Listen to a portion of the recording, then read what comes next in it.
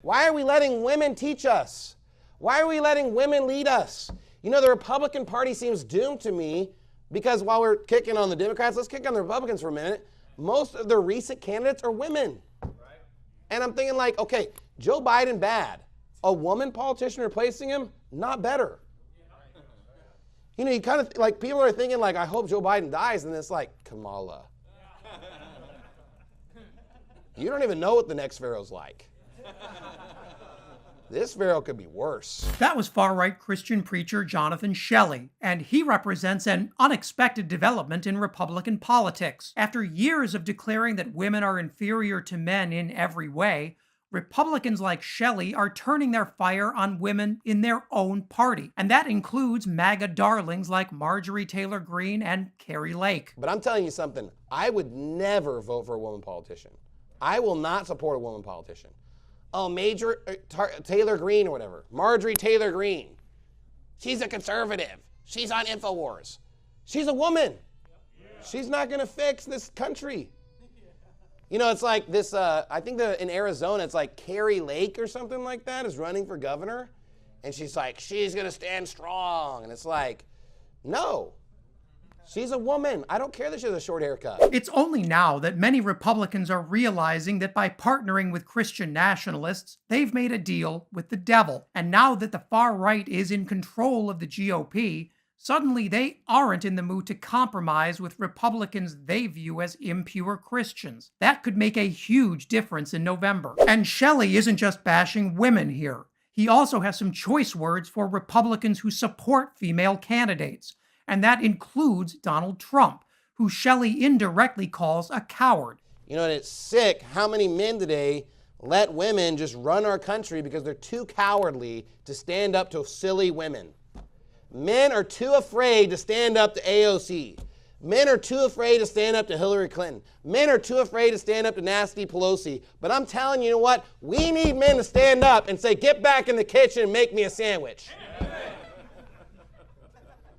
And you know what? Some pastors need to tell their wives to do that. It's hard to tell how much of Shelley's act here is just a bad attempt at stand-up comedy and how much he really means. But that doesn't really matter to his followers, who agree with this nonsense wholeheartedly. And as commenter Dread Penguin notes, the worst part about this sermon is how many women are in the audience agreeing with Shelley. That's kind of worrisome. If you want to see something truly scary, there are actually Republican women running for office right now who agree with a lot of what Shelley is saying. That includes his nemesis Carrie Lake, who proudly declares that women aren't equal to men and don't want to be. We know that God did not create us to be equal to men. You know what? We aren't equal to men. Women are different than men. We don't want to be equal to them because we are not the same. And if you think this kind of misogyny is limited to the far-right Christian nationalists, well, I have some bad news for you. This is an epidemic, and it's infecting Republican brains everywhere. Here's a special breed of dope that caught the attention of TikTok user Good Trouble. I guess it's about time to get back into the game. Me too. So this video is for women. All women. You know, women are the most susceptible to emotional manipulation, most susceptible to propaganda. What do I mean by that? Well, the midterms are happening in a few weeks, and millions of women across the country will show up to the polls to vote for one reason and one reason only: a right to an abortion.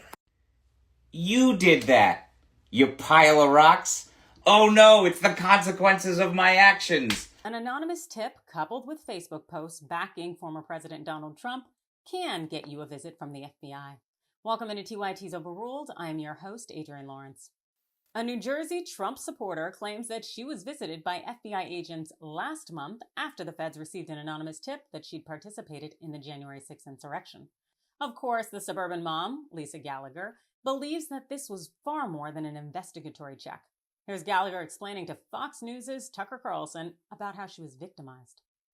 I was terrified, and I'll be honest with you, when my daughter woke me up telling me there were 3 armed FBI officers at my door, I thought she was joking.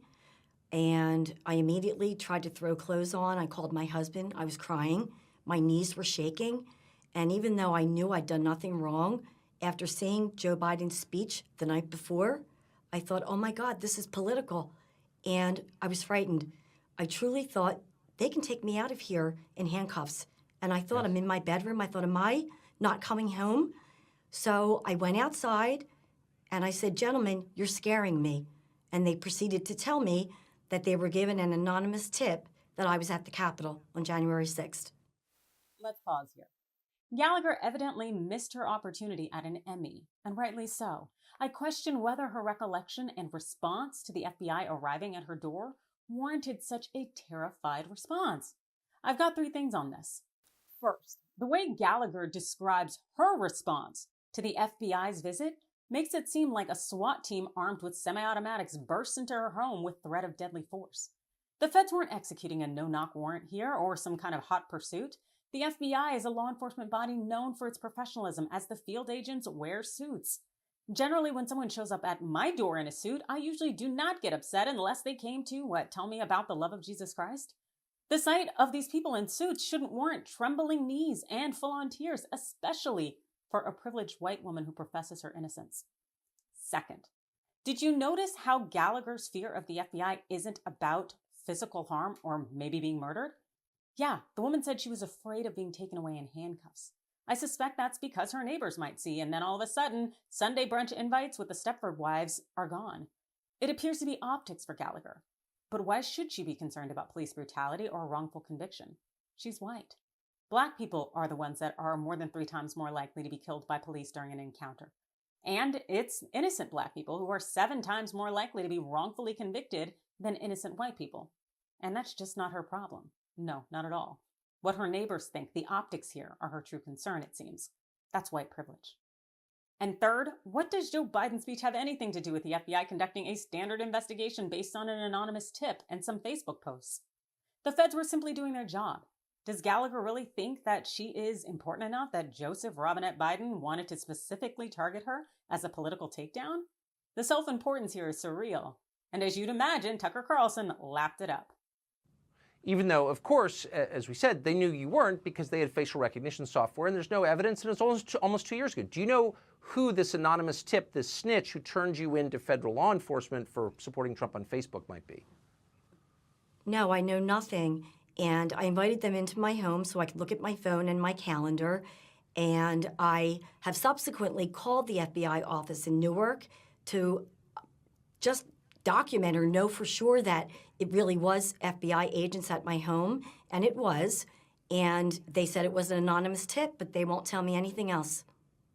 Yeah, because there are not enough law enforcement concerns right now with 107,000 Americans dying of fentanyl last year. Lisa Gallagher, I know it takes bravery to come on and explain what happened to you. I think only when people do that will it end.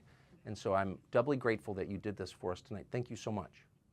It's not lost on me that Gallagher invited the officers into her home using the word invited. Must be nice to feel comfortable enough to let police into your sacred space and not fear abuse. It also must be nice to have such a grand sense of entitlement. Gallagher stays on display here as she seeks to think that, hey, the Fed should have told me who the anonymous tipster was and what they said. Disclosing an informant, a tipster, it's not how things work. Otherwise, people wouldn't inform law enforcement and they couldn't do their jobs ultimately. Also, we can assume that the feds weren't out here wasting their time running around the suburbs questioning every platinum-haired, MAGA-supporting mom. Federal agents likely did look into a few things, maybe do some investigating to try to corroborate the tip before expending their energy, resources, and time. All said, I think the FBI agents here were simply doing their jobs.